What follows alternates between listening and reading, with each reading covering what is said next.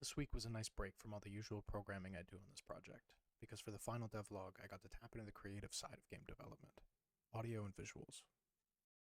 Looking back on my devlogs, I waited far too long to update the tile set I was using, and I decided it would be nice to just have a more fleshed out art direction for the project.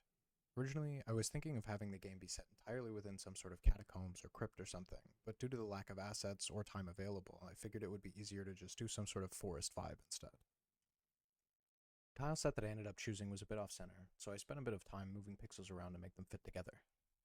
The map was way too bright for the kind of theme that I wanted, so instead of repainting the whole thing, I decided to switch the renderer asset to a 2D lit one instead. This invoked a lot of complaints from Unity, and almost entirely broke my transition system. I should note that I put these transitions in the game very early on, but I just haven't brought them up yet. I created a shader with HLSL to render a grayscale texture onto the screen based on some input parameters.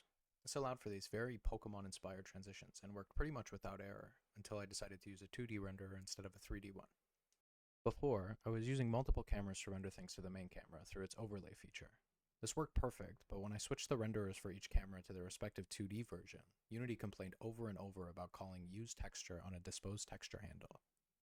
Although I'm still unsure what caused this issue, I just reworked the setup to use culling masks on a single camera instead, which quickly remedied the problem.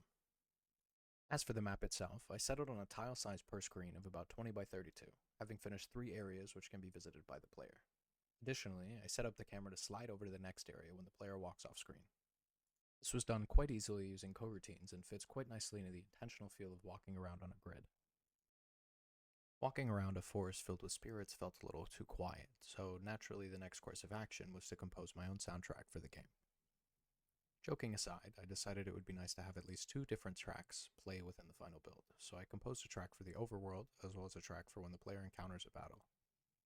After a quick bread and butter audio system was created, we no longer have to sit in silence. Great.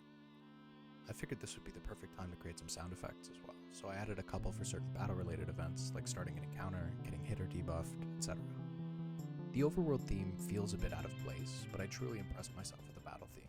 It gives that strong sense of urgency that would be felt fighting for your life in the spirit realm. As of this video, with my semester coming to a close, the creature catcher that I've been working on is far from finished, and I'm unsure of whether or not to continue with it. At the very least, I've learned a lot throughout the past few months, especially when it comes to scope. I thought I had way more time to work on this project, but it's already December and I still don't have a name for it yet. If I ever do continue working on this game, I'll be sure to record a devlog every once in a while. As always, thanks for watching.